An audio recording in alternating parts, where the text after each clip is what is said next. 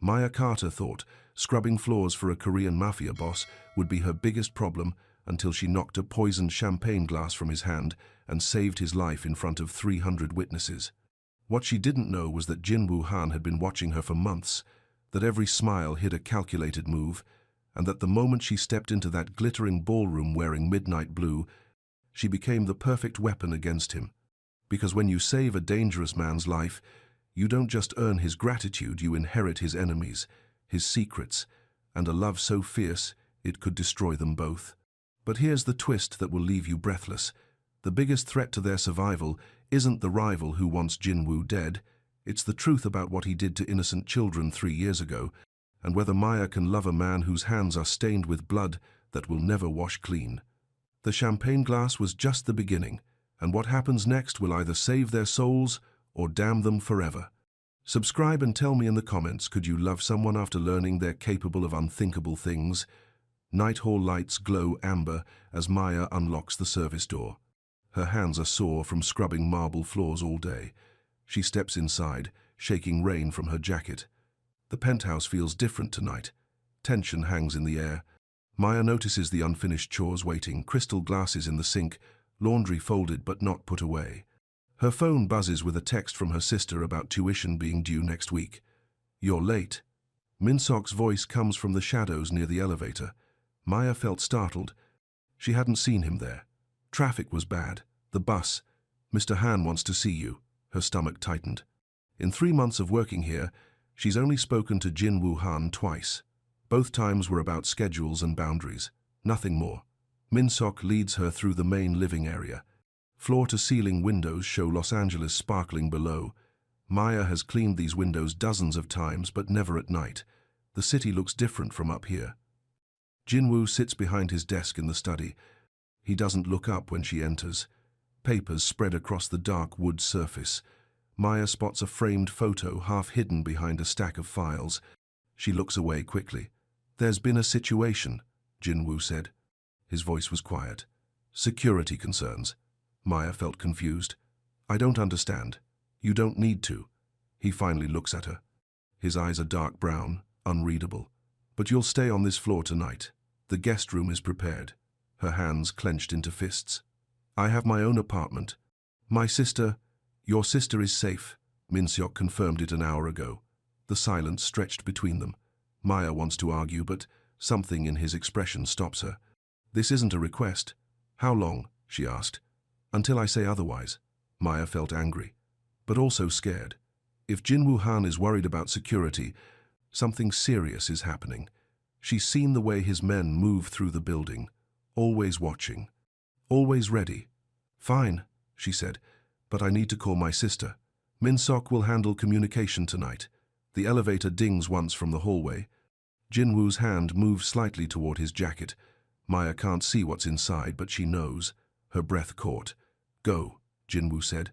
"Rest." Maya turns to leave. At the door, she glances back. Jin-Woo stares out the window, his palm hovering near whatever he keeps hidden. The city lights reflect in the glass. He looks lonely. She doesn't know why that bothers her. Pre-dawn light creeps across the kitchen as Maya scrubs crystal glasses. The house sleeps around her. This is her favorite time, quiet, peaceful. She can think without interruption. Her phone sits silent on the counter. No texts from her sister since yesterday. Maya felt worried, but Min-sok said everything was fine. She has to trust him. Footsteps echo in the hallway. Maya looks up as Jin-Woo enters the kitchen. He wears a dark suit, perfectly pressed. His hair is styled precisely. He looks like he never sleeps. "Coffee?" she asked. "Tea." He sits at the kitchen island. "Green tea." Maya prepares his morning drink. She's learned his preferences over the past months. Green tea, no sugar. Toast with honey. Fresh fruit, never citrus. His phone rings while she works. Jin-Woo answers on the first ring. "Cancel tonight," he said into the phone. Something came up. Maya's hand paused on the kettle. She shouldn't listen, but can't help it. "I need a partner for the Peninsula Grand event. The charity gala." His eyes found hers across the kitchen. "Business requires appearances." Maya felt nervous. Why is he looking at her? Jin-Woo ends the call. The silence hung between them. "You'll attend with me tonight," he said. Maya's breath caught. "What?" The gala. You'll be my date. No. The word comes out too fast. I can't. I'm your housekeeper. You're whatever I need you to be tonight. His voice was calm but firm. Maya felt trapped. She sets his tea down carefully. I won't be paraded around for your business, she said. Find someone else. There is no one else, and you'll be safer where I can see you. Something shifted in his expression, almost like concern. But that can't be right. Safer from what? She asked. From people who want to hurt me through you. The words hit her cold. Maya grips the counter edge. She's just a housekeeper. Why would anyone care about her? I didn't ask for this, she said. Neither did I. Mrs. Lee appears in the doorway. The older woman has worked here for 20 years. She knows everything about this house and everyone in it. The dress will fit, Mrs. Lee said quietly. I have alterations ready. Maya felt betrayed. You already picked out a dress? Blue, Mrs. Lee said. Midnight blue. It was meant for you. Jinwoo stands to leave. 7 o'clock. Don't be late. He walks, away without another word. Maya stares after him, anger building in her chest. Why are you helping him? She asked Mrs. Lee. The older woman smiles sadly. Because he's trying to help you. The kitchen door closes with a soft click. Maya laughs from anger, not humor. Nothing about this feels like help. Afternoon sun streams through the staff wardrobe room. Maya stands in front of a full-length mirror, staring at herself. The midnight blue gown fits perfectly. Too perfectly. Mrs. Lee worked on alterations for hours, taking in the waist, hemming the skirt, adding a matching shawl that drapes across Maya's shoulders. You look beautiful, Mrs. Lee said. Maya felt uncomfortable. This isn't me. It's you tonight. The dress is simple but elegant. No sequins or beads, just smooth silk that catches the light. Maya has never worn anything this expensive. What if people ask who I am? She asked. Tell them the truth. You work here. Maya's eyes found Mrs. Lee's in the mirror. He won't like that. Mr. Han signed off on honesty. No lies about who you are. That surprises her. Maya expected Jinwoo to create some elaborate story. Fake background, fake name. Instead, he's letting her be herself. The door opens. Min-sok enters carrying a small box. Jewelry, he said. Simple pieces. Inside the box are pearl earrings and a delicate bracelet. Nothing flashy. Maya puts them on carefully. Why is this happening? She asked Min-sok. He glances at Mrs. Lee before answering. Someone made a threat. Mr. Han takes threats seriously. Against him or me. Does it matter? The silence stretched. Maya looks at herself again. The woman in the mirror looks confident, sophisticated. Nothing like how she feels inside. I'll do this once, she said, but I won't pretend to be something I'm not. Mrs. Lee nods approvingly. Good girl. A brief, unreadable glance passes between Mrs. Lee and Min-sok. Some silent communication Maya doesn't understand. Contingencies are in motion, but she doesn't know what they are. Maya touches the shawl one more time. It feels heavy on her shoulders, heavy with expectation and fear, and something else she can't name. Protection, maybe. Or armor. She'll take whatever she can get. The black car pulls up to the Peninsula Grand Hotel at exactly 7 o'clock. Flash bulbs pop outside the entrance. Maya's stomach tightened. Breathe, Jinwoo said beside her. He wears a perfectly tailored tuxedo. His hair is styled back, showing the sharp line of his jaw. The car door opens. Sound rushes in, cameras clicking, people talking, music from inside the hotel. Maya steps out first.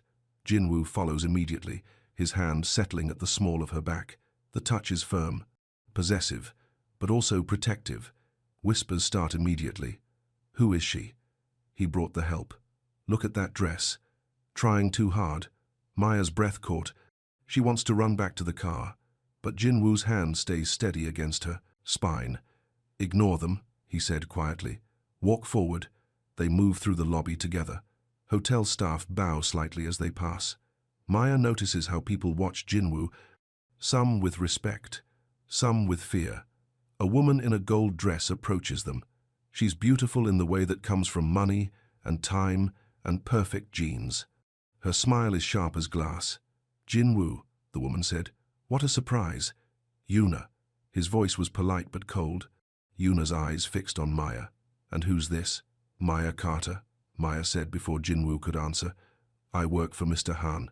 The silence hung for a moment. Yuna's smile got sharper. "How honest," Yuna said. "Most people would create a story." "I don't lie," Maya said. Something shifted in Jinwoo's expression. Pride, maybe. His hand pressed slightly against her back. Support, not control. They walk into the ballroom. Crystal chandeliers cast golden light across hundreds of guests. Maya has never seen anything this grand. The ceiling soars above them, painted with angels and clouds. "Beautiful," she whispered. "Yes," Jinwoo said, but he's looking at her, not the room. On the balcony above, a figure watches them through the crowd. He lifts his phone and texts quickly. "Move now." Maya doesn't see him. She's too focused on the orchestra starting to play. But Jinwoo notices everything. His eyes scan the room constantly, cataloguing faces and exits. The night is just beginning. The ballroom thrums with conversation and music. Maya walks beside Jinwoo through the crowd. Everyone wants to talk to him. Business partners, politicians, socialites. They all smile and shake his hand. But Maya sees their eyes. The fear beneath the politeness. These people respect Jinwoo because they're afraid of him. Champagne. A server approaches with a silver tray. Maya reaches for a glass. The server's hands shake slightly. Something about his movement seems wrong. Too careful, too rehearsed. Jinwoo takes a glass without looking at the server's face. Maya watches the man's eyes. They're focused too intently on Jinwoo's movements. "Wait," Maya said quietly, but Jinwoo already has the glass halfway to his lips. The liquid catches the light. Maya notices a faint, bitter smell rising from it. Her hand shoots out, knocking the glass from Jinwoo's grip. Crystal shatters against the marble floor. Champagne splashes across several guests' shoes. The orchestra falters for a moment.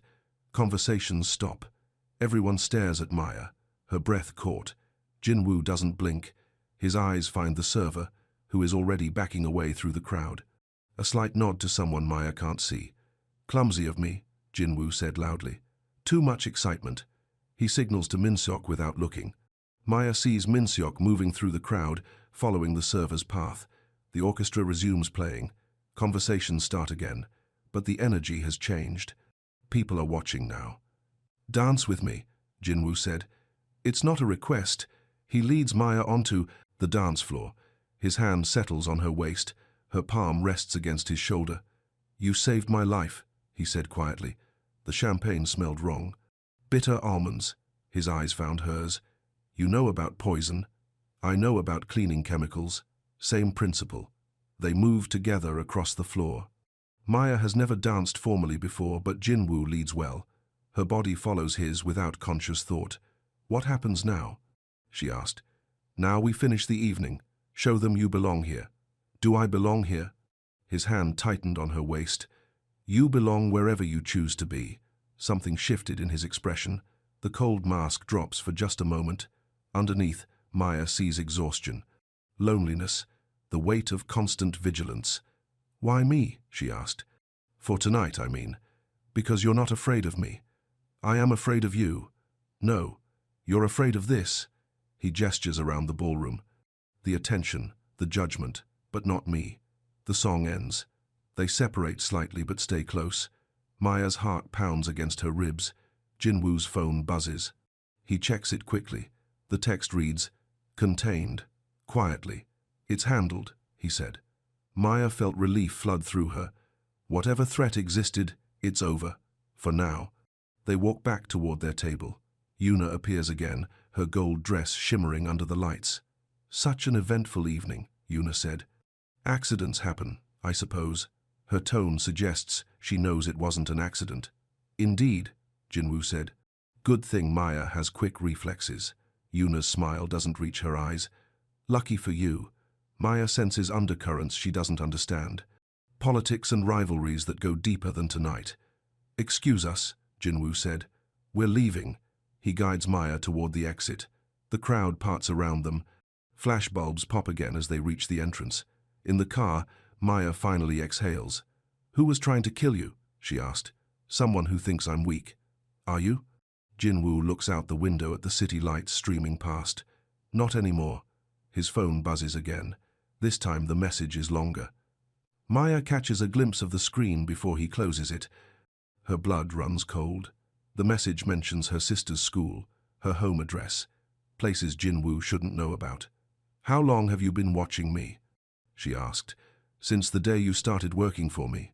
Maya felt violated. "Why?" "Because everyone who enters my world becomes a target. I protect what's mine. I'm not yours." His eyes found hers in the dark car. "No, but you're in my care now." The silence stretched between them. Outside, Los Angeles blurs past in streams of light. Maya realizes her life just changed completely. There's no going back to being invisible. The penthouse feels different when they return. More like a fortress than a home. Maya kicks off her heels in the elevator. Her feet ache from the unfamiliar shoes. "We need to discuss security arrangements," Jinwoo said. "What kind of arrangements?" 24-hour protection for you. Temporary relocation for your sister." Maya felt angry. "You can't just rearrange my life. Someone tried to kill me tonight because they think you matter to me. That makes you a target. I saved your life." "That doesn't make me yours." Jinwoo stops walking. His jaw tightened. "I'm trying to keep you alive," he said. "By controlling everything I do. By doing what's necessary." The silence hung between them. Maya pulls the shawl tighter around her shoulders. The beautiful dress suddenly feels like a costume. "I want boundaries," she said. "Such as?" "You don't move my sister without asking me first. You don't make decisions about my life without including me. And you don't lie to me." Jinwoo considers this. Agreed. "With conditions." "What conditions?" "You stay close. You follow security protocols. And you trust me when I say something is dangerous." Maya's hands clenched into fists. She wants to refuse everything. Go back to her apartment and pretend tonight never happened. But she remembers the bitter smell of almonds in the champagne. Someone wanted Jinwoo dead. And now they might want her dead too. "Fine," she said. "Proximity without possession, transparency where possible. Acceptable." They reach the main living area. Through the floor-to-ceiling windows, Maya sees a black SUV parked across the street. Its blinker flashes rhythmically, too regular. "Is that one of yours?" she asked. Jinwoo follows her gaze, his expression darkened. "No." He pulls out his phone and types quickly. Within seconds, the SUV drives away, but Maya knows it'll be back. "Go to bed," Jinwoo said. "Tomorrow we'll discuss details." Maya walks toward the guest room. At the doorway, she turns back. "The photo on your desk," she said. "In the study." "Who is she?" For a moment, Jinwoo's mask slips completely. Maya sees raw pain cross his features. "Someone I failed to protect." He walks away before she can ask anything else. Maya enters the guest room and closes the door. She leans against it, still wearing the midnight blue dress. Outside, the city never sleeps. Neither will she tonight. Maya changes into borrowed pajamas and lies on the guest bed, staring at the ceiling. The events of the evening replay in her mind. The champagne, the dancing, Jinwoo's hand on her waist. The way he looked at her when she asked about the photo. Her phone buzzes. A text from an unknown number. "Beautiful dress tonight." Shame about the champagne. Maya felt cold. She screenshots the message and walks to Jinwoo's study. The door is closed, but light shows underneath. She knocks softly. "Come in." Jinwoo sits at his desk, still wearing his tuxedo jacket. Papers spread across the surface. The framed photo is turned face down now. "I got this." She shows him the message. His jaw tightened. "Give me your phone." "Why?" "They're tracking you through it." Maya hands over her phone reluctantly. Jinwoo opens a desk drawer and drops it inside. Then he locks the drawer and pockets the key. "I need my phone," she said. "My sister will be contacted through secure channels only." He pulls out a different phone from another drawer.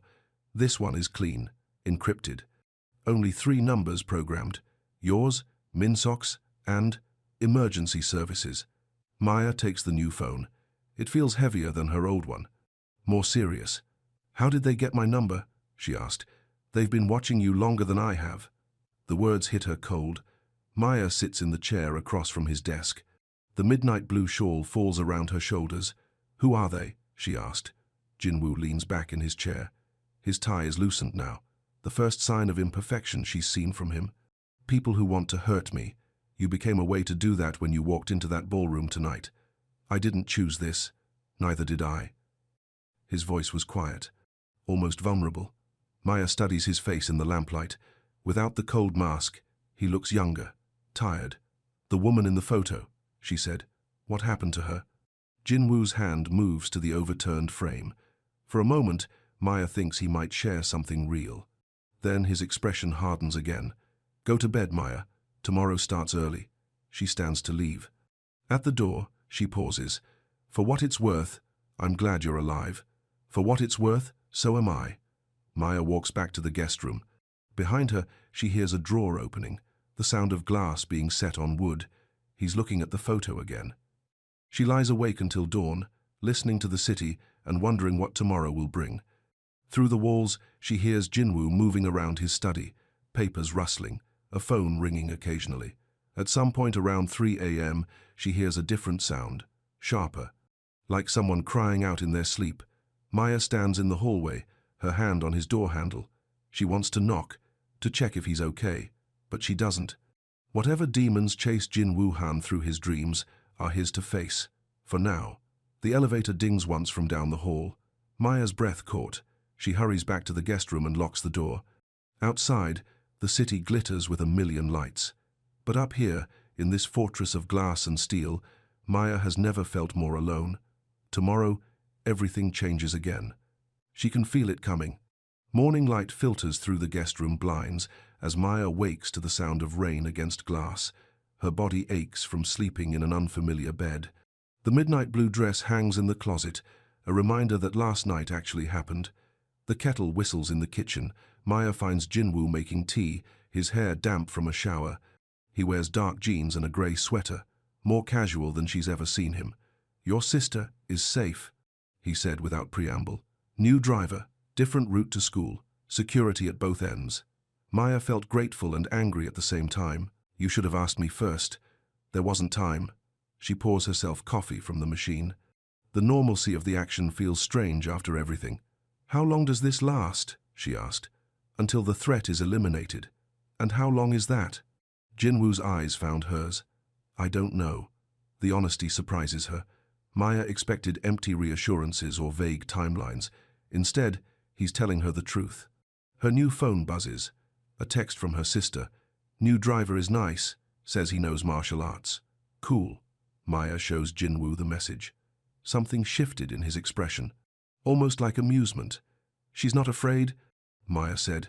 She doesn't know what to be afraid of yet. Maybe that's better. They drink their morning beverages in comfortable silence. Rain streaks the windows.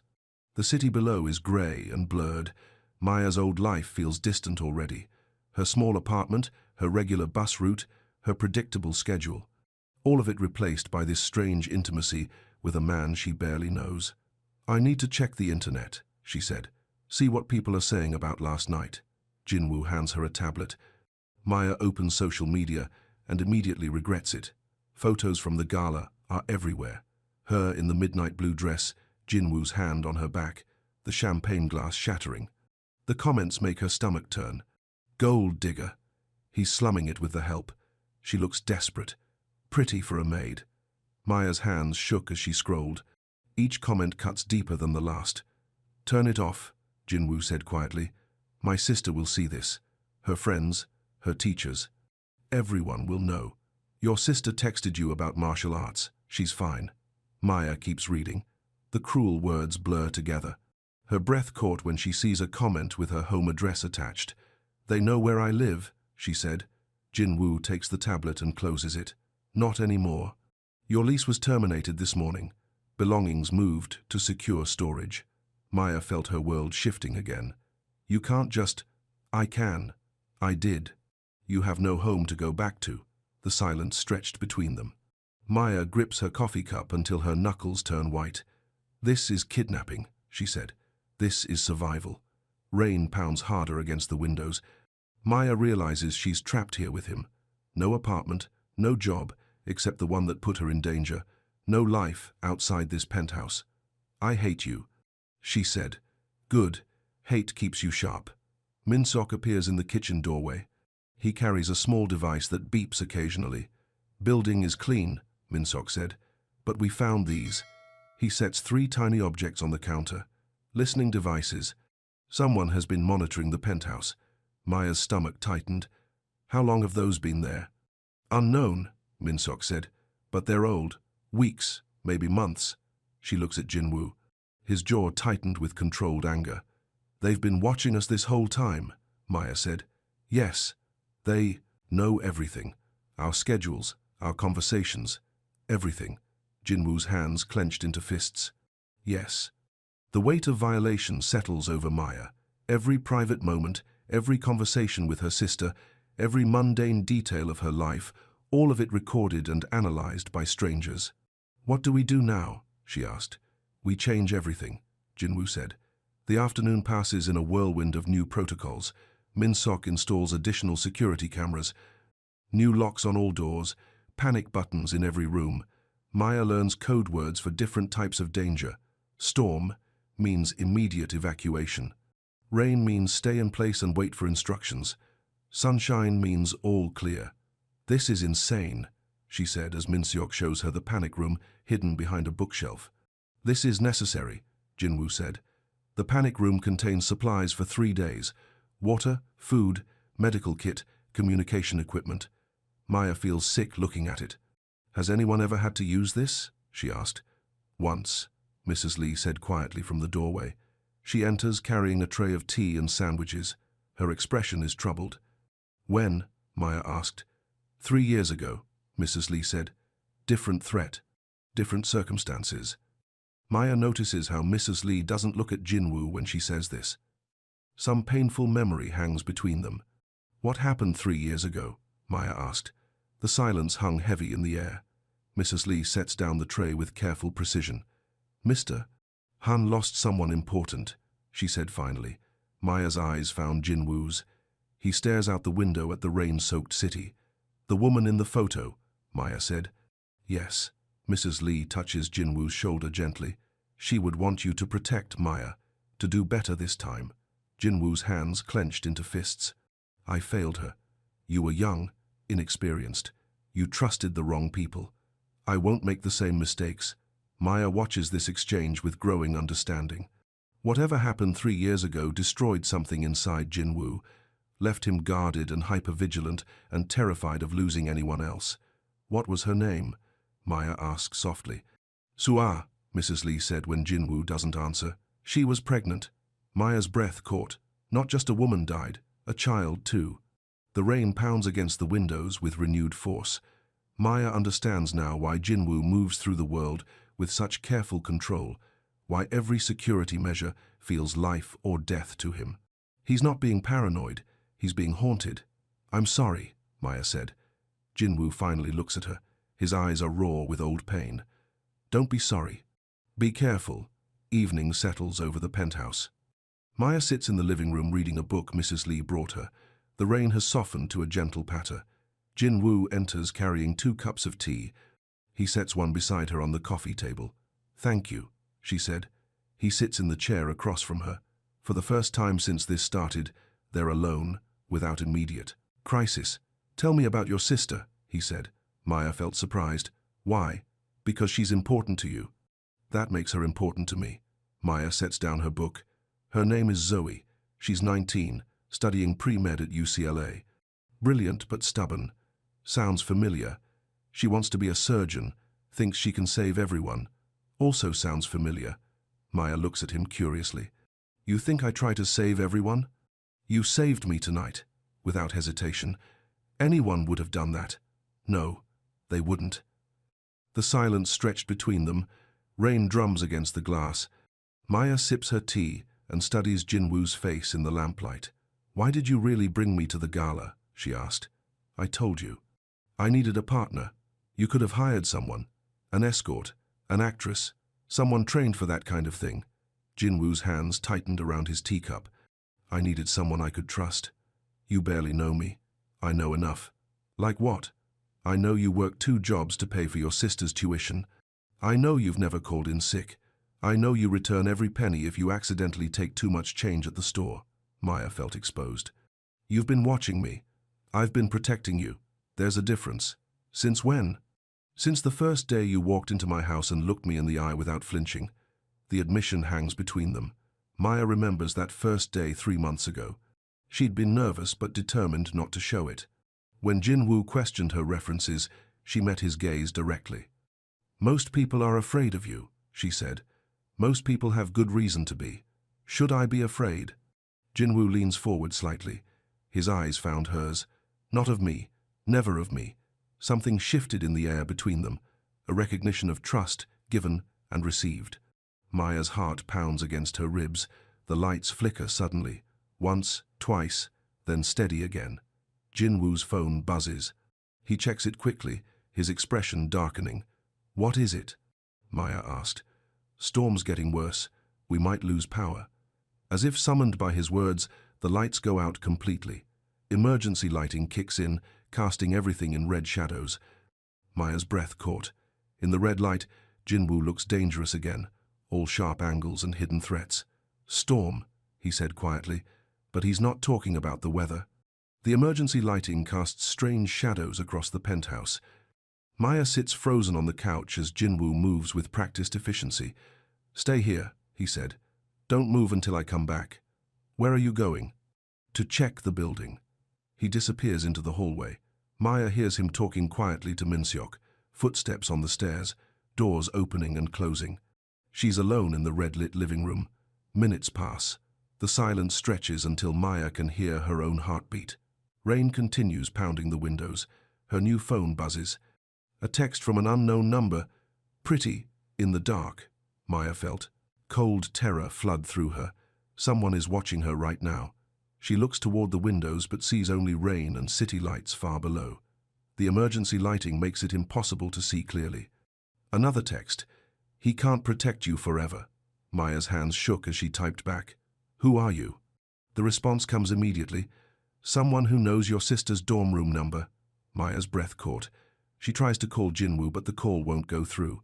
The building's communication system is down. Footsteps echo in the hallway.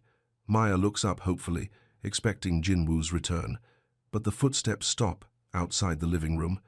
No one enters. Jin-woo? She calls softly. Silence. Maya stands slowly, every nerve alert. The red lighting makes everything look like a horror movie. Shadows move strangely. Normal shapes become threatening. A sound comes from the kitchen, glass breaking. Maya moves toward the hallway, her phone clutched in her hand. She needs to find Jin-woo. Need to tell him about the texts. The lights flicker back on suddenly. Normal lighting floods the penthouse. Maya blinks as her eyes adjust. Jin-woo appears in the hallway, Min-seok behind him. Both look tense but not panicked. Powers restored, Jin-woo said. Building secure. Maya runs to him, showing him her phone. Someone texted me. They know about Zoe's dorm. Jin-woo's expression darkened as he reads the messages, his jaw tightened with controlled fury. When did these come in? He asked. Just now, while you were checking the building. That's impossible. All communications are monitored. Nothing gets through without. He stops mid-sentence. Realization crosses his features. What? Maya asked. The phone I gave you? It's not as secure as I thought. Min-seok takes the phone and examines it. His expression grows grim. Compromised? He said. Someone's been tracking it since activation. Maya felt sick. They've been watching me through the phone you gave me? It appears so. The betrayal cuts deep. Maya trusted Jin-woo to keep her safe. Instead, he handed her a device that made her more vulnerable. This is your fault, she said. Yes. The simple admission deflates her anger. Maya expected excuses or blame shifting. Instead, Jin-woo takes full responsibility. What now? She asked. Now we disappear for a while. Disappear how? Jin-woo looks at Min-seok, who nods slightly. There's a safe house, completely off-grid. No technology, no communication, except emergency channels. Maya felt trapped again. For how long? Until this ends. And how does it end? The silence stretched between them. Through the windows, Maya sees the black SUV parked across the street again. Its blinker flashes in that same rhythmic pattern, but this time she notices something else. A figure in the passenger seat, holding something to their face. Binoculars, pointed directly at their window. "They're watching us right now," she said. Jinwoo follows her, gaze, his hands clenched into fists. "Pack light," he said. "We leave in 10 minutes. Maya throws clothes into a small bag, while Jinwoo makes preparations she can't see. "Mrs. Lee appears in the guest room doorway. "Take this," Mrs. Lee said. She hands Maya the midnight blue shawl from the gala. "I don't need it. You will, Mrs. Lee's eyes are sad but determined. Maya realizes the older woman knows more than she's saying. "What aren't you telling me?" Maya asked. "Mr. Han has enemies, dangerous ones, but he also has people who would die for him. Are you one of those people?" "We all are." Maya folds the shawl carefully into her bag. The silk feels heavier than it should, like it's weighted with more than fabric. "Why?" she asked. "Because he saved us first. All of us. Different times, different circumstances. But he saved us." "How did he save you?" Mrs. Lee touches a faded scar on her wrist. "That's his story to tell. When he's ready." Jinwoo appears in the doorway. "Time to go." They move through the penthouse quickly. Maya notices how Jinwoo checks every room, every window, every potential hiding spot. His vigilance is absolute. At the service elevator, Min-seok hands Maya a new phone. This one looks different. Older, simpler. "Truly secure this time," Min-seok said. "How can I trust that?" Maya asked. "Because I built it myself." They ride down to the parking garage in silence. Maya's heart pounds as the elevator descends. She doesn't know where they're going or how long they'll be gone. The garage is dark except for emergency lighting. Their footsteps echo off concrete walls. Jinwoo leads her to a nondescript sedan, not his usual black car. This one is grey and ordinary looking. "Get in," he said. Maya hesitates at the passenger door. Once she gets in this car, there's no going back to her normal life. No pretending this is temporary. "Maya," Jinwoo's voice was gentle. "Trust me." She looks at him across the car roof. In the dim lighting, his face is all shadows and sharp angles, but his eyes are steady, honest. Maya gets in the car. Jinwoo starts the engine and drives toward the exit. The garage door opens with a mechanical grinding sound. Rain and wind rush in. As they pull onto the street, Maya sees the black SUV following at a distance. "They're coming after us," she said. "I know." Jinwoo's hands are steady on the steering wheel. He makes a series of quick turns through downtown LA. The SUV stays with them. "Can you lose them?" Maya asked. "Not here. Too much traffic." They merge onto the freeway heading north. The SUV follows, maintaining distance but never losing sight. Maya's phone buzzes. A text from the same unknown number. Running won't save her. She shows Jinwoo the message. His jaw tightened. "Turn off the phone," he said. "But Zoe, turn it off, now." Maya powers down the phone reluctantly. The silence in the car feels heavier, without the possibility of communication. Rain pounds the windshield as they drive north through the night. The SUV's headlights stay visible in the rearview mirror. "Where are we going?" Maya asked. "Somewhere safe. You keep saying that, but nowhere feels safe anymore." Jinwoo's eyes found hers briefly before returning to the road. "I know," he said, "but I'll keep trying until it's true." The city lights fade behind them as they drive into the darkness. Maya doesn't know what waits ahead. But for the first time since this started, she's not facing it alone. The SUV follows them into the night, its headlights cutting through rain and shadows. The chase has begun. The safe house sits hidden in the hills above Malibu. Maya can barely see it through the rain as Jinwoo parks behind a grove of eucalyptus trees. The building looks abandoned from the outside, weathered wood, overgrown vines, broken shutters. "This is it?" she asked. Appearances can be deceiving. Jinwoo leads her up a narrow path. His hand stays near his jacket. Maya notices how his eyes scan the darkness constantly, cataloging every shadow. The front door looks ancient, but opens to a sophisticated security system. Fingerprint scanner, retinal reader, numeric keypad. Jinwoo completes the sequence quickly. Inside, the house transforms. Modern furniture, high-end electronics, reinforced windows, a fortress disguised as a ruin. "How many places like this do you have?" Maya asked. "Enough." She sets her bag down in the main room. The space feels sterile despite the comfortable furnishings, like a hotel suite designed by someone who doesn't understand homes. "Your sister is here," Jinwoo said, checking his phone. Maya's breath caught. "Here? At this house?" Different safe house, same level of protection. Relief floods through her. For the first time in hours, Maya can breathe without fear crushing her chest. Jinwoo shows her to a bedroom. Simple bed, clean sheets, small window overlooking the hills, nothing like the luxury of his penthouse. "Rest," he said. "Tomorrow we plan." "Plan what?" "How to end this." He starts to leave. Maya catches his arm at the doorway. "The photo on your desk," she said. "Sua, what really happened to her?" Jinwoo's expression went dark. "She died because I was careless, because I thought love could exist in my world without consequences." "How?" "Car bomb. Meant for me. She was driving my car because hers was in the shop." His voice was flat, emotionless. "She was 8 months pregnant." Maya felt the weight of his guilt. 3 years of carrying responsibility for 2 deaths, 2 lives he couldn't protect.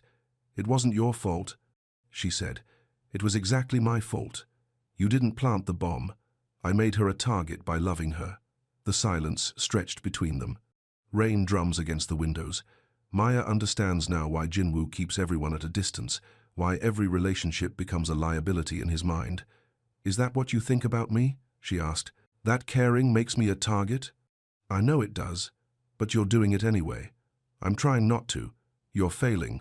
Something shifted in his expression. Surprise, maybe. Or recognition. "Yes," he said quietly. "I am." Maya steps closer. In the dim lighting, she can see exhaustion in his face. The careful control slipping just slightly. "Maybe that's not a bad thing," she said. "It's a dangerous thing. Maybe those are the same." For a moment, Maya thinks he might touch her. His hand lifts slightly, then falls back to his side. "Sleep," he said. "We'll talk tomorrow." He leaves her alone in the small bedroom. Maya sits on the bed, still wearing the clothes from this morning. Everything feels surreal. 24 hours ago, she was just a housekeeper. Now she's hiding in a safe house with a man who kills people for a living, a man who's trying to keep her alive. Through the thin walls, she hears Jinwoo moving around the main room. Phone calls in quiet Korean, footsteps pacing back and forth. Maya lies down, fully clothed. Sleep seems impossible, but exhaustion wins eventually. She dreams of champagne glasses shattering and black SUVs following her through endless rain. Maya wakes to the smell of coffee and bacon. Morning light filters through the curtains. For a moment, she forgets where she is. Then memory rushes back. The gala, the phones, the chase through LA traffic. She finds Jinwoo in the kitchen, cooking breakfast. He wears jeans and a dark t-shirt. No suit, no tie. He looks almost normal. "Sleep well?" he asked. "No. Good. Fear keeps you alive." Maya pours herself coffee from the pot. The normalcy of breakfast feels strange after yesterday's chaos. "Any word from my sister?" she asked. "She's safe.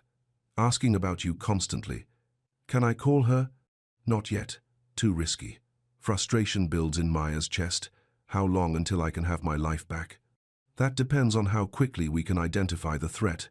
Jinwoo plates eggs and bacon, setting a full breakfast in front of her. Maya realizes she hasn't eaten since yesterday morning. "What do we know so far?" she asked. "Someone has been planning this for months. The listening devices in my penthouse weren't random.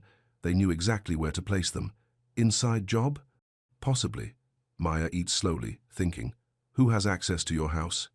"Staff, security team, business associates, maybe 20 people total. That's a lot of suspects." "It's a start." Jinwoo's phone buzzes. He checks it, his expression darkening. "What now?" Maya asked. "Video message, sent to my personal email." He turns the phone so Maya can see the screen. A video plays showing the exterior of a college dormitory. UCLA logos are visible on nearby buildings. "That's Zoe's dorm," Maya said. The video pans to a window on the 3rd floor. A figure moves past the glass. Young, dark-skinned, wearing a UCLA sweatshirt. Maya's breath caught. They're watching her. The video ends, with text overlay. "She has such a bright future. Be a shame to waste it." Maya felt sick. "We have to get her out of there. She's already gone." Moved to a secure location an hour ago. How do you know? Because I've been planning for this possibility since yesterday. Relief floods through Maya again. Jinwoo stays ahead of the threats somehow, always thinking 3 moves forward. Who's doing this? She asked. Someone who knows how I think, how I operate, how to hurt me most effectively. By targeting people you care about. Yes, the admission hangs between them. Jinwoo cares about her. Enough to be vulnerable, enough to be manipulated. I should leave, Maya said. Disappear on my own. Take Zoe somewhere safe. They'll find you within hours, maybe, but you'd be safe. Jinwoo sets down his coffee cup. His eyes found hers. I don't want to be safe without you. The words hit Maya like physical impact. Raw honesty from a man who usually hides everything. Jinwoo, I know it's selfish. I know it puts you in danger, but I can't let you go. Maya stands and moves around the kitchen island. She stops in front of him, close enough to see the flecks of gold in his brown eyes. Then don't, she said. For a moment, the world narrows to just the 2 of them. Maya can hear her own heartbeat, can see the careful control in Jinwoo's expression starting to crack. His phone rings, shattering the moment. Han, he answers curtly. Maya watches his face change as he listens. Anger, then calculation, then cold determination. When? He asked. How many? More listening. Jinwoo's hands clenched into fists. No, absolutely not. We handle this my way. He ends the call. The kitchen feels charged with tension. What happened? Maya asked. They made their move. Tried to breach your sister's old dormitory. 3 men, armed, asking questions about you. Did they? Campus security detained them. But they're just foot soldiers. Someone else is pulling the strings. Maya felt the walls closing in again. Every time they think they're safe, the threat finds them. This has to end, she said. Yes, it does. Something shifted in Jinwoo's expression.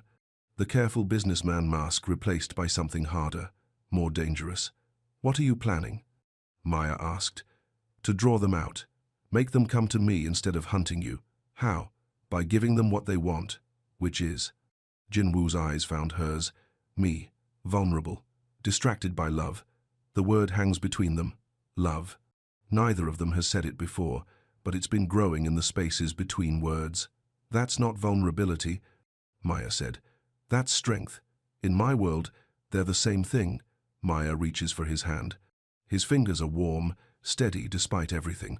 Then maybe it's time to change your world. Afternoon sun burns away the morning fog. Maya sits on the safe house deck while Jinwoo makes arrangements by phone. She can hear pieces of his conversations, locations, timing, personnel. He's planning something dangerous. Mrs. Lee arrives in an unmarked van around 2 o'clock.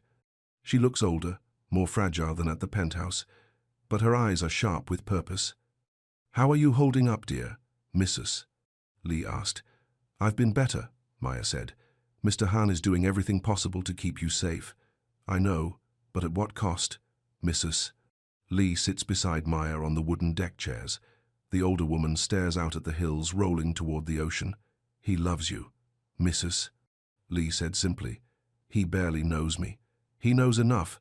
Trust, loyalty, courage, those things can't be faked. What if loving me gets him killed? What if not loving you kills him anyway? Maya considers this. She's seen how Jinwoo moves through the world alone, guarded, trusting no one completely. It's not living. It's just surviving. Tell me about Sua, Maya said. Mrs. Lee's expression softened. Beautiful girl. Kind heart. Too kind for Mr. Han's world, maybe. What happened? Really? Mr. Han was young then, reckless.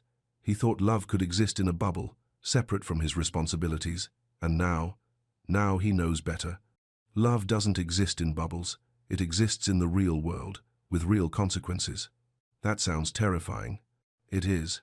But it's also the only thing that makes life worth the risk. Jinwoo appears in the doorway, finished with his calls. His expression is grim but determined. We have a plan, he said. I don't like the sound of that, Maya said. You're not going to like the details either. He sits across from them at the small deck table. Mrs. Lee pours tea from a thermos she brought. Tomorrow night there's a charity auction, Jinwoo said. High-profile event. Lots of security, lots of witnesses. Sounds public, Maya said. Exactly.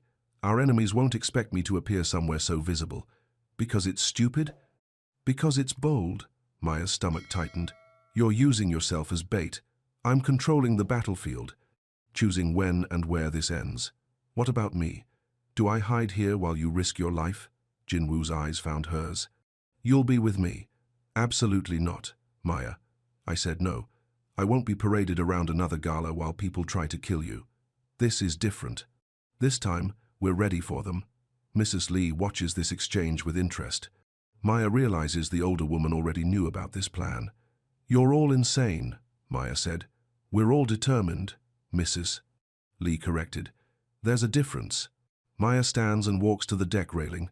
The hills stretch endlessly toward the horizon. Somewhere out there, dangerous people are planning to hurt them. What if it doesn't work? She asked.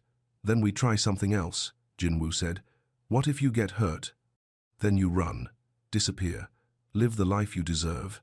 Maya turns to face him. And what kind of life would that be?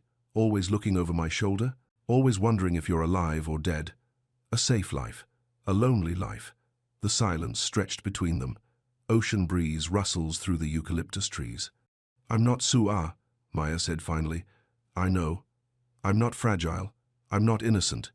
I chose to be here. I know that too. Then stop trying to protect me from my own choices.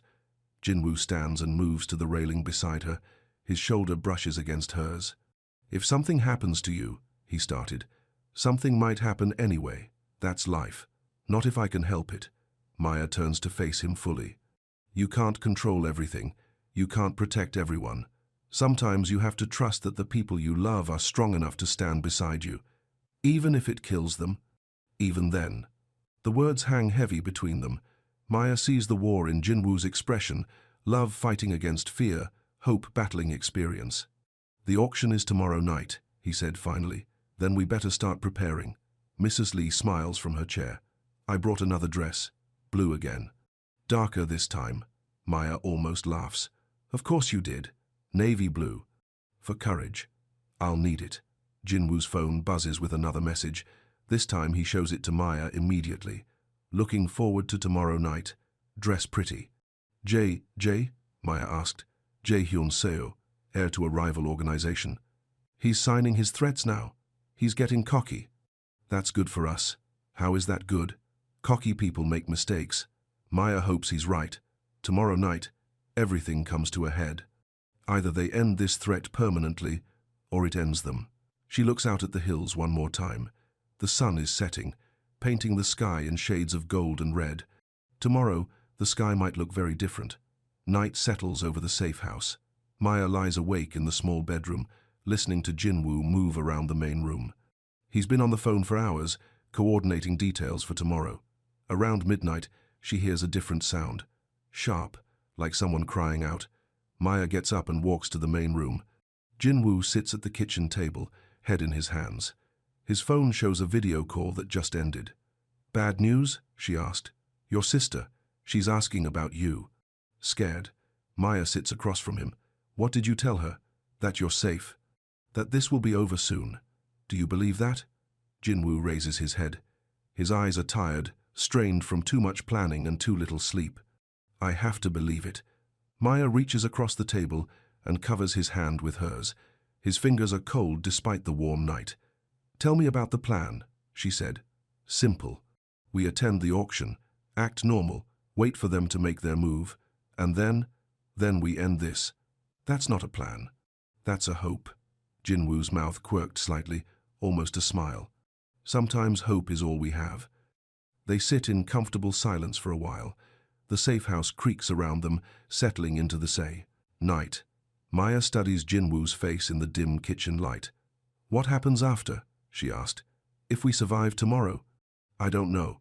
Do you want to know? Yes, more than anything. Maya feels something shift between them. A door opening that's been locked for too long. I want to know too, she said. Jinwoo's eyes found hers. Maya, whatever you're about to say, don't. Not tonight. Tonight we just exist together.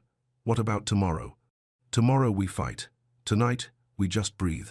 Jinwoo stands and moves around the table. He stops beside Maya's chair, close enough that she can feel his warmth. "I need you to know," he said quietly, "if something happens to me tomorrow, nothing will happen. If it does, you run. You take your sister and disappear. Live somewhere safe and ordinary and beautiful. Stop talking. Promise me." Maya stands to face him. They're inches apart now. She can see the fear in his eyes, carefully controlled, but real. "I promise," she said. "If you promise me something too." "What?" "Stop treating tomorrow like goodbye." Before he can respond, Maya rises on her toes and kisses him. Soft, quick, more reassurance than passion. When she pulls back, Jinwoo's expression has changed completely. The careful control is gone, replaced by raw vulnerability. "Maya," he whispered. "Go to bed," she said. "Dream about the future, not the past." She leaves him standing in the kitchen and returns to the small bedroom. Through the thin walls, she hears him moving around for a few more minutes. Then silence. Maya lies awake until dawn, thinking about tomorrow night, about dresses and auctions and men with guns, about the way Jinwoo looked when she kissed him, surprised and grateful and terrified all at once. Outside, the hills begin to glow with early light. Somewhere in the distance, Los Angeles wakes up to another day, their last day of hiding. Tomorrow night, they face the hunters. The navy blue dress fits like armor. Maya stands before the safe house mirror, adjusting the delicate silver necklace Mrs. Lee insisted she wear. Her hands are steady despite everything. "You look ready," Mrs. Lee said from the doorway. "Ready for what?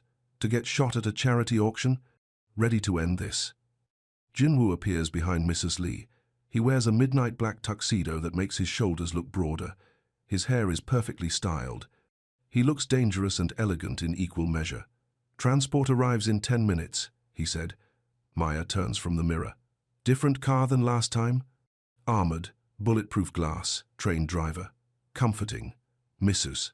Lee hands Maya a small clutch purse, emergency phone inside. One button connects you directly to Minseok. Maya opens the purse.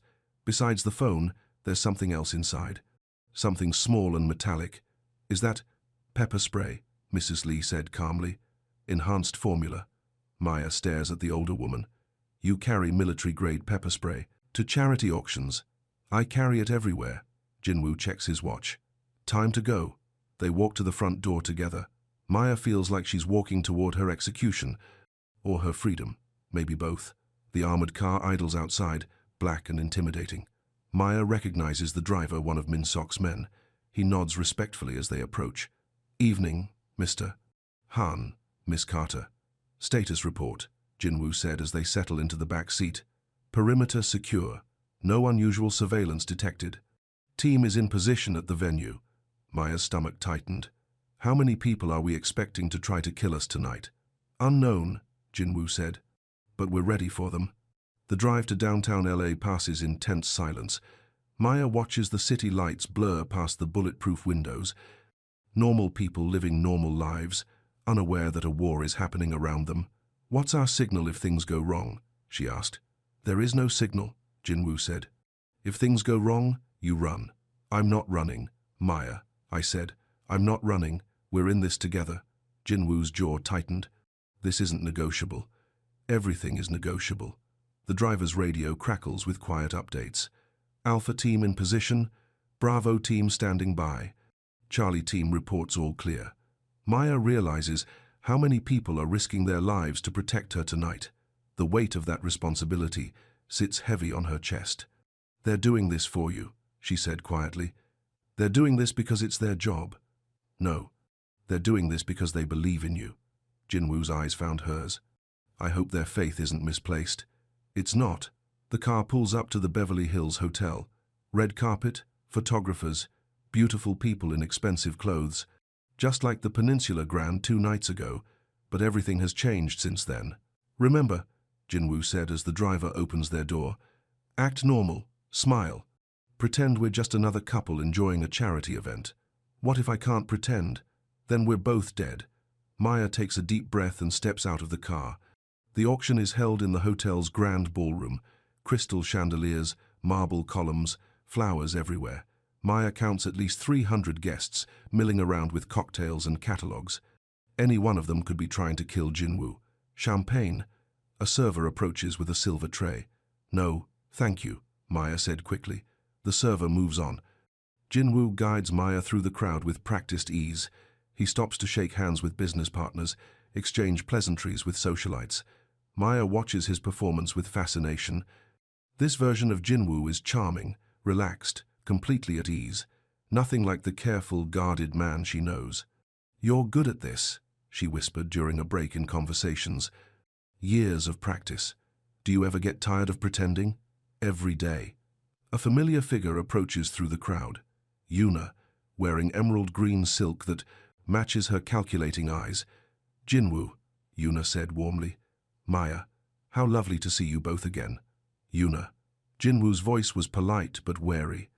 "I heard about the unfortunate incident at the peninsula. So glad you're both safe." Maya felt her skin crawl. Yuna's concern sounds sincere, but something underneath feels poisonous. "Just a misunderstanding," Jinwoo said. "Of course. These charity events can be so chaotic." Yuna's eyes fixed on Maya. "That's a beautiful dress. Navy suits you." "Thank you. Are you bidding on anything tonight?" "We're here to support the cause," Maya said carefully. "How noble." Yuna's smile sharpened. "Well, enjoy the evening. I'm sure it will be memorable." She glides away into the crowd. Maya's hands clenched into fists. "I don't trust her," Maya said. "Neither do I. But Yuna is more valuable as a known threat than an unknown one." The auction begins promptly at 8 o'clock. Maya and Jinwoo take seats in the middle section, visible but not conspicuous.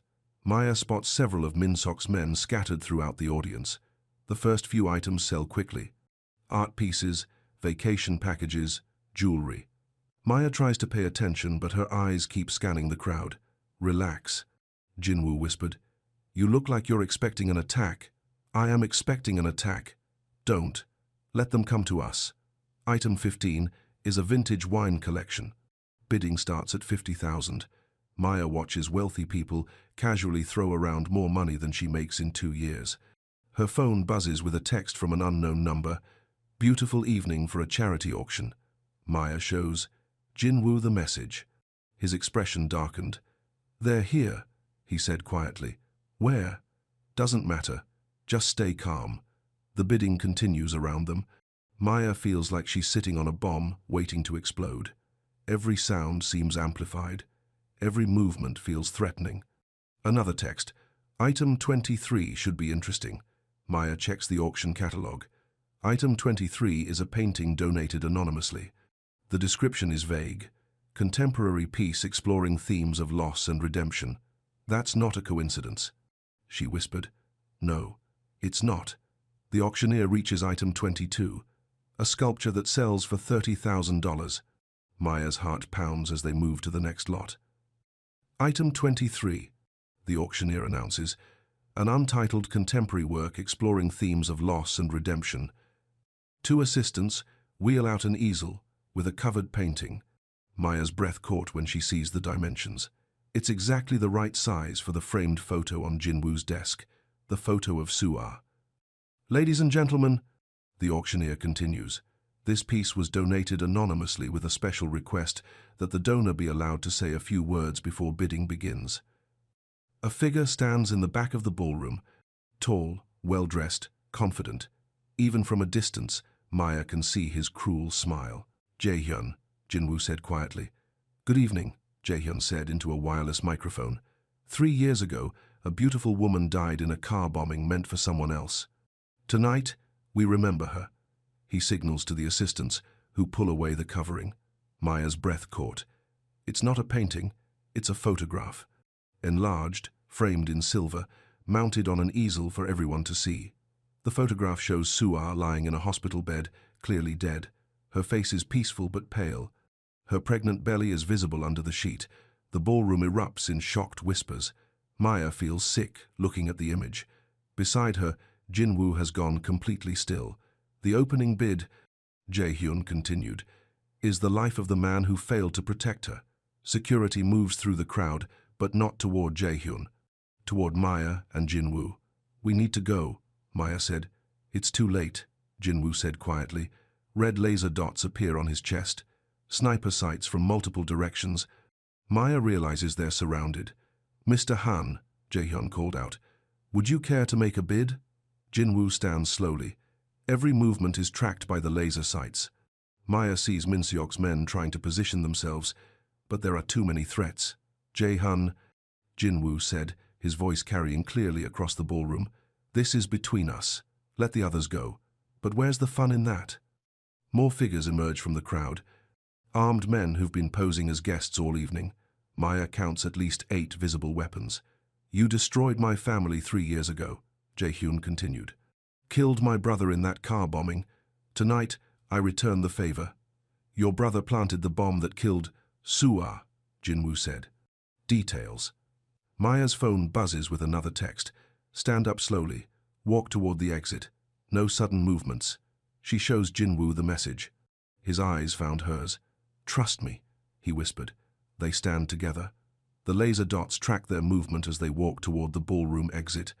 Other guests cower in their seats, afraid to move. At the doorway, Jae-hyun intercepts them. "Not so fast," he said. "We're just getting started." Jae-hyun leads them out of the ballroom at gunpoint. His men surround them in a tight formation. Maya notices that the hotel staff has mysteriously disappeared. "Service elevator," Jae-hyun ordered. They crowd into the small elevator. Maya stands pressed against Jin-woo's side. She can feel his controlled breathing, the tension in his muscles. "Where are we going?" she asked. "Somewhere private," Jae-hyun said. "Away from witnesses." The elevator stops at the parking garage. Maya's stomach dropped as she realizes how isolated they'll be down here. Jae-hyun's men escort them to a black van idling near the exit. The back doors are already open. "Get in," Jae-hyun said. "Maya first," Jin-woo said. How romantic. Even now, trying to protect her. Maya climbs into the van. Metal walls, no windows, plastic chairs bolted to the floor. It's designed for transportation, not comfort. Jin-woo follows her inside. 2 of Jae-hyun's men climb in after them. Jae-hyun takes the passenger seat up front. "Drive," he ordered. The van lurches into motion. Maya tries to track their route by the turns, but soon loses count. They're heading somewhere outside the city. "You know," Jae-hyun said conversationally, "I actually admire your loyalty to each other. It's touching, also incredibly stupid." "What do you want?" Jin-woo asked. "Justice. Revenge. Call it whatever you like. Your brother was a terrorist. He killed innocent people. He was following orders. Your orders." Maya felt confused. "What's he talking about?" "Ancient history," Jin-woo said. "Tell her," Jae-hyun insisted. "Tell her how you used my brother as a suicide bomber. How you promised him protection, then left him to die. That's not what happened, isn't it? You sent him to plant a bomb at a rival's warehouse. Told him the building would be empty, but you knew there were people inside." The silence stretched in the van. Maya looked at Jin-woo, searching his face for denial. "The building was supposed to be empty," Jin-woo said quietly. "But it wasn't." "No, it wasn't." Maya's breath caught. "How many people died?" 12, Jae-hyun answered, "including 3 children." The words hit Maya like physical blows. She stares at Jin-woo, seeing him clearly for the first time. "You knew they were there," she said. "I suspected, but the intelligence was unclear." "So you went ahead anyway?" "Yes." The simple admission destroys something inside Maya. The man she's been falling in love with is responsible for the deaths of children. "Why?" she whispered. "Because the alternative was losing everything. My family, my organization, everyone I was sworn to protect. So you sacrificed his family instead?" "Yes," Jae-hyun laughed from the front seat. "Isn't he honest? I appreciate that about him." The van turns off the main road onto a dirt path. Maya realizes they're heading into the hills outside LA. Isolated. No witnesses. No rescue coming. "What happens now?" she asked. "Now Mr. Han learns what it feels like to lose someone he loves," Jae-hyun said. Maya's hands shook as the implications sink in. They're not planning to kill Jin-woo quickly. They're planning to make him watch her die first. "I'll do whatever you want," Jin-woo said, "but let her go." "Of course you will. That's what makes this perfect." The van stops abruptly. Maya hears water nearby, ocean waves crashing against rocks. They're somewhere along the coast. End of the line, Jae-hyun announced. The back doors open. Rough hands drag Maya and Jin-woo out of the van. They're standing on a cliff overlooking the Pacific. Moonlight reflects off the dark water far below. Beautiful spot, Jae-hyun said. Very romantic. Perfect for a tragic ending. One of his men forces Maya to her knees near the cliff edge. The wind whips her navy dress around her. Legs. Please, Jin-woo said. She's innocent in all this. So were those children in the warehouse. Jae-hyun draws a gun and points it at Maya's head. She can feel the cold metal against her temple. Any last words? Jae-hyun asked. Maya looks at Jin-woo across the small clearing. His face is raw with anguish, but also with determination. I love you, she said clearly. Something shifted in Jin-woo's expression. Not surprise. Recognition. I love you too. Jae-hyun's finger tightened on the trigger. How touching. Say goodbye. The world explodes into chaos. Min-sok appears from the darkness like a ghost. His knife slides between Jae-hyun's ribs before the man can react. The gun drops from nerveless fingers. Simultaneously, Jin-woo moves with deadly precision. His elbow strikes the nearest gunman's throat. A spinning kick takes out another. Maya rolls away from the cliff edge as gunfire erupts around her. Muzzle flashes light up the darkness like deadly fireworks. More figures emerge from the shadows. Min-sok's team positioned and waiting. The rescue, Maya thought, wasn't coming. Stay down, Jin-woo shouted to her. Maya presses herself against the rocky ground. Bullets whine overhead. Men shout orders in Korean and English. The fight is brief but intense. Min-sok's team has the advantage of surprise and superior training. Within minutes, the shooting stops. Maya raises her head cautiously. Bodies litter the clifftop. Jae-hyun lies motionless near the van, Min-sok's knife still protruding from his chest. Clear, Min-sok reported. Jin-woo runs to Maya and pulls her to her feet. His hands shake as he checks her for injuries. Are you hurt? He asked. No, I don't think so. You're bleeding. Maya looks down. Her knees are scraped from hitting the rocks. Minor cuts on her arms from rolling away. It's nothing, she said. Jin-woo wraps his tuxedo jacket around her shoulders. Maya realizes she's shivering violently. How did you know where to find us? She asked Min-sok. Tracking device in your jewelry, he said. Mrs. Lee's idea. Maya touches the silver necklace. The whole time? Since this morning. So you were never really in danger, she said to Jin-woo. We were all in danger, but we were prepared. Maya walks to the cliff edge and stares out at the ocean. The adrenaline is wearing off, leaving her exhausted and emotionally raw. Is it over? She asked. Yes, Jin-woo said. It's over. All of it? The immediate threat. Jae-hyun's organization. The people hunting you. But not the rest of it. Not what you do. Not who you are. Jin-woo joined her at the cliff edge. No, not that. The silence stretched between them. Ocean waves crash against the rocks below. Those children in the warehouse, Maya said quietly. Do you think about them? Every day. Do you regret it? I regret that innocent people died. I regret that my choices caused pain. But I don't regret protecting my family, even if the cost was someone else's family. Yes, Maya nods slowly. She appreciates his honesty, even if she hates his answer. What happens now? She asked.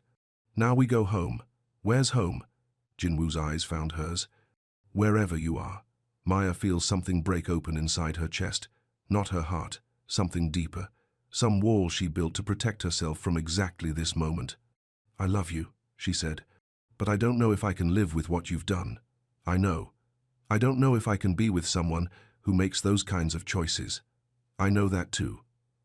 So, where does that leave us? Jin-woo steps closer. His hand cupped her face gently. It leaves us with now, he said. This moment. This choice. What choice? Whether to try. Whether to see if love is stronger than fear. Maya leans into his touch. She can feel her walls crumbling. What if it's not? She whispered. Then we'll have tried. Maya rises on her toes and kisses him. Not gentle this time. Desperate, grateful, terrified. All the emotion of the past few days poured into the connection of their lips. When they break apart, both are breathing hard. Take me home, Maya said. Which home? The real one, where you keep your secrets and your pain and your truth. Jin-woo's eyes found hers. Are you sure? No. But I'm choosing anyway. Min-seok approaches carefully. Transport is ready when you are. Thank you, Jinwoo said. For everything. Just doing my job. No, this was more than your job. Min-seok smiled slightly. Maya is family now. We protect family. They walk back toward the waiting cars together. Maya takes one last look at the cliff top where her old life ended and her new one began. The ocean stretches endlessly toward the horizon. Dark, dangerous, beautiful. Just like the future. Epilogue. 6 months later, Maya wakes to the smell of coffee and the sound of rain against the penthouse windows. She stretches in the king-sized bed, reaching across to find Jinwoo's side empty but still warm. Through the floor-to-ceiling windows, Los Angeles sparkles in the morning light. The view is the same, but everything else has changed. She finds Jinwoo in the kitchen, wearing jeans and a Harvard t-shirt, Zoe's, stolen during her last visit. His hair is messy from sleep. He looks younger without his suits and careful styling. "Good morning," he said, handing her a cup of coffee. "Morning." They've established routines over the past 6 months. Small domestic rituals that feel miraculous in their ordinariness. Coffee together before work, shared dinners when possible, movie nights with Zoe when she visits from school. Normal life with an extraordinary man. "Any plans for today?" Maya asked. "Meeting with the foundation lawyers. We're expanding the scholarship program." The foundation was Jinwoo's idea, education funding for kids from violent neighborhoods, a way to channel his resources toward building instead of destroying. Good meeting, or difficult meeting, necessary meeting. Maya understands the distinction. Jinwoo is slowly transitioning out of his family's traditional business. Not quickly, that would be too dangerous. But deliberately, methodically, with the same careful planning he applies to everything. Her phone buzzes with a text from Zoe. "Flying home today. Can't wait to see you both." "Zoe's coming home," Maya said. "I know. I arranged the flight." Maya smiles. Jinwoo has fully embraced his role as protective surrogate brother. Zoe adores him, especially since he helped her get into the summer medical program at Cedars-Sinai. "She's bringing her boyfriend," Maya said. "I know that too. You're not going to intimidate him, are you?" "Only a little," Maya laughs. "Some things never change. Mrs. Lee is making dinner," Jinwoo continued. "Korean barbecue. She wants to teach Zoe how to make kimchi. Zoe will love that. Mrs. Lee wants to spoil her. Everyone wants to spoil her." They eat breakfast together in comfortable silence. Maya reads the news on her tablet, while Jinwoo checks messages on his phone. "Anything interesting?" she asked. "Min-seok is getting married." "Really? To who?"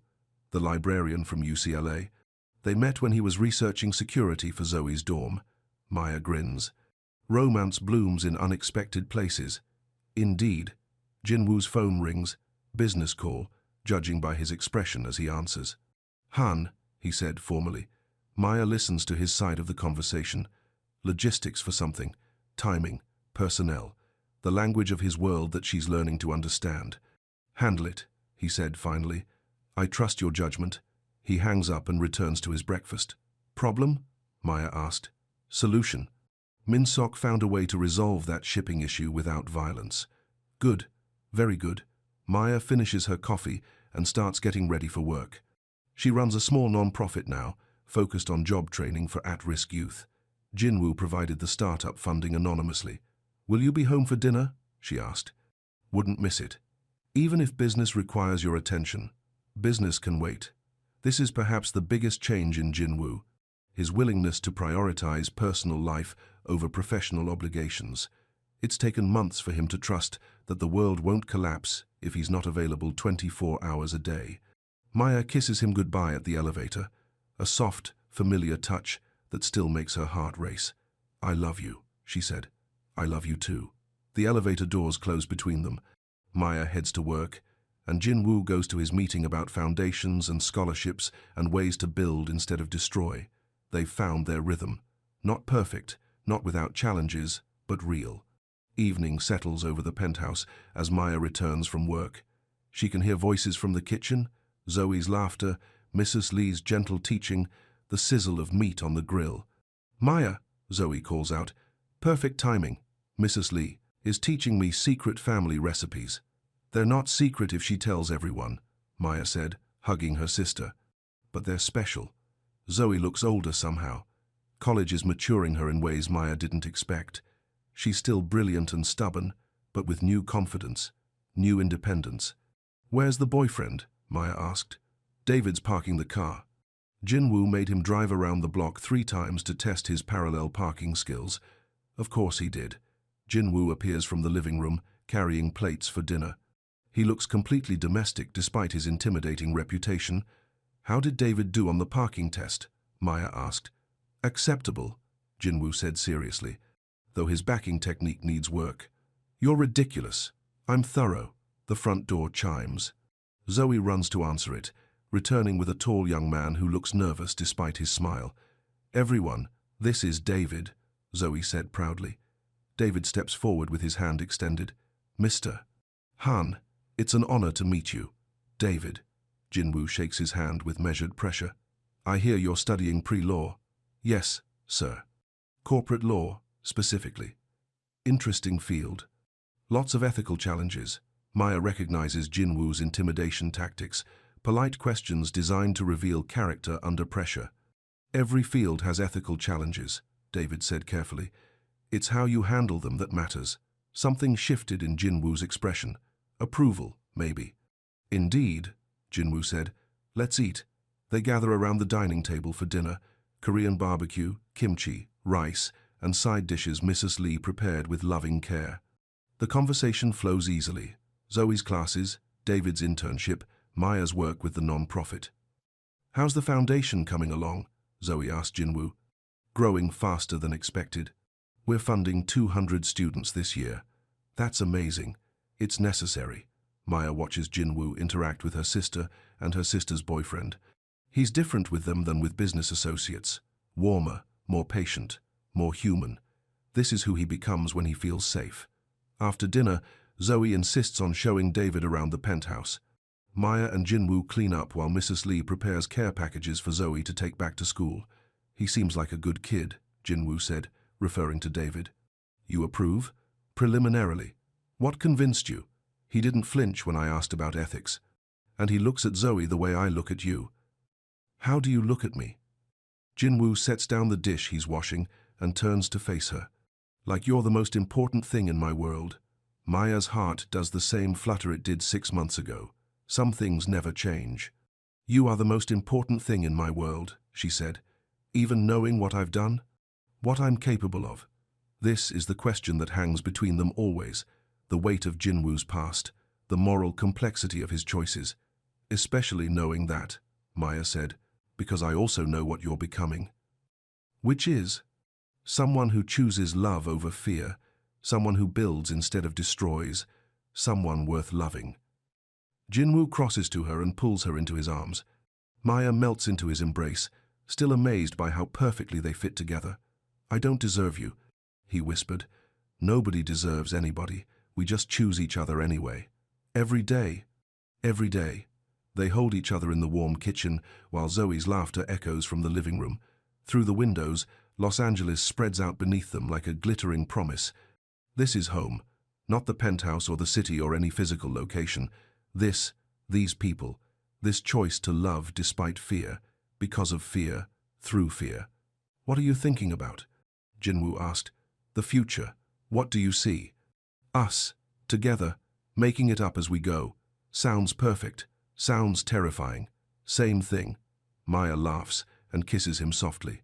In the background, she hears Zoe explaining the panic room to David with inappropriate enthusiasm.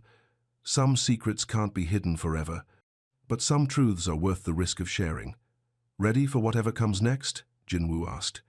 Maya looks around the kitchen where they've learned to be domestic together, at the dining room where they share meals with family, through the windows at the city where they're building a life. With you, I'm ready for anything. Even the dangerous parts? Especially the dangerous parts.